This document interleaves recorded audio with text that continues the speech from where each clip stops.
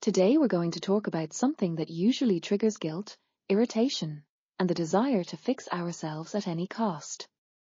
Something most people label as weakness.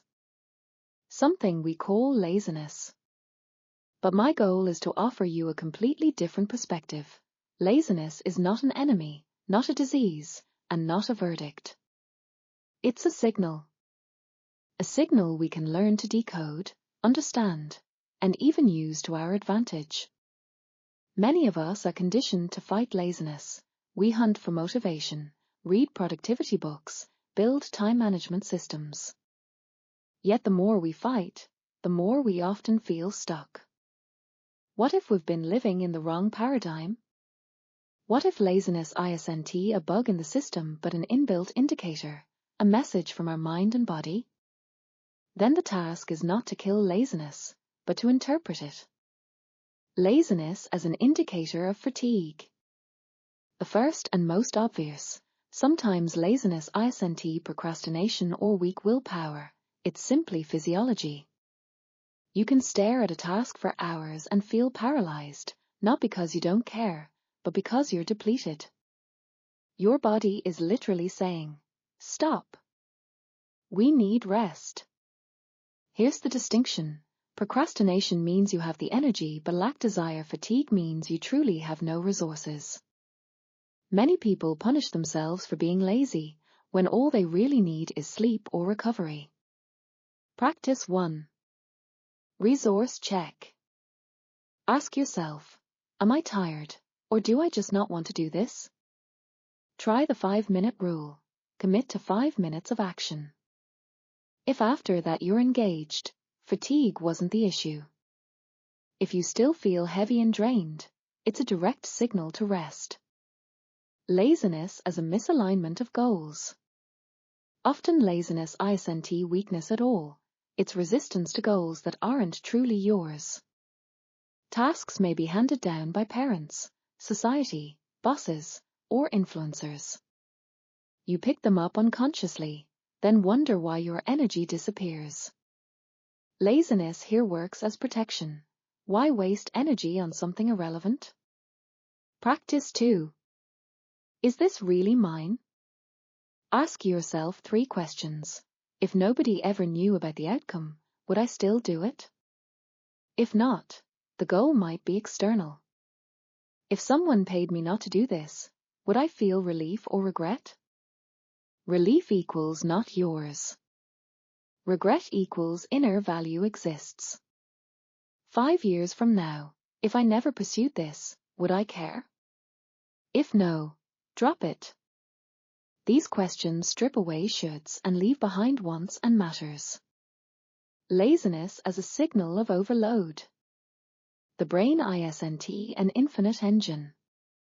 When your to-do list is excessive, your mind shuts down. You sit, scroll, binge watch, and call it laziness.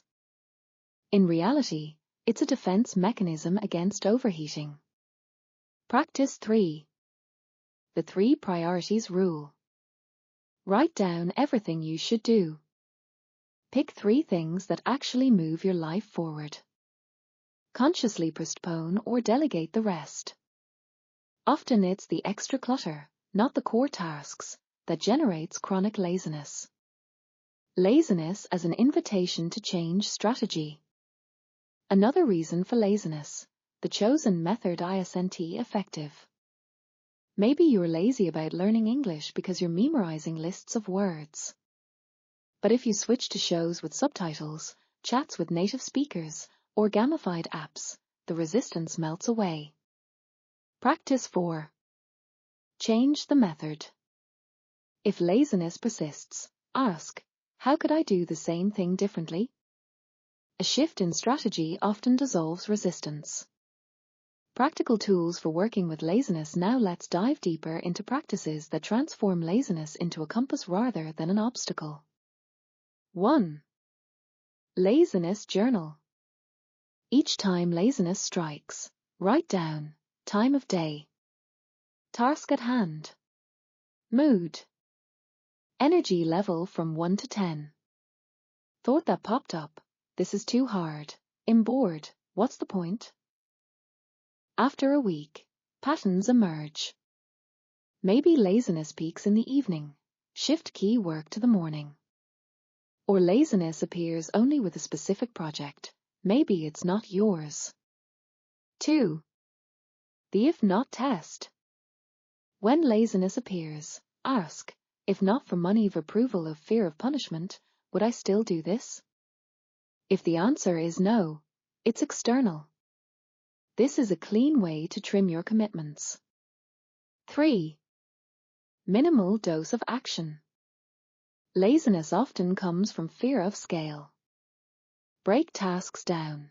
Not write a book, but open the file and type one sentence. Not clean the house, but tidy one shelf. The small action triggers momentum.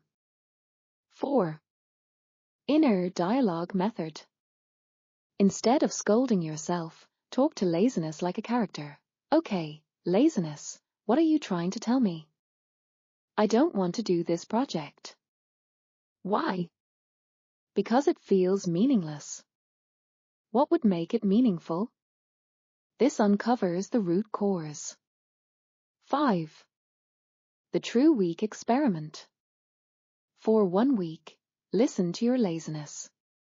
If you don't feel like doing something, don't, but log it. Review at the end. Which tasks never got done? Those are likely non-essential. Productive vs. destructive laziness. Not all laziness is useful. There's signal laziness and habitual laziness. Signal laziness, occasional, points to an issue, fatigue, wrong goals, overload. Habitual laziness, repeated procrastination without reflection. The key is awareness. If laziness repeats without context, it's habit territory, and habits need reworking. So, what did we learn? Laziness is not the enemy. It's built-in feedback. Sometimes it says, you're tired. Sometimes, this isn't yours. Sometimes, you're overloaded or this strategy isn't working. Instead of fighting laziness, if we listen, it becomes a map leading us toward our real resources, true goals, and healthier rhythms. Try this week. When laziness shows up, don't scold yourself. Ask, what are you teaching me right now? And listen. It might be the most honest advisor you'll ever have. Laziness is a compass. The better you learn to read it, the closer you'll get to your own path.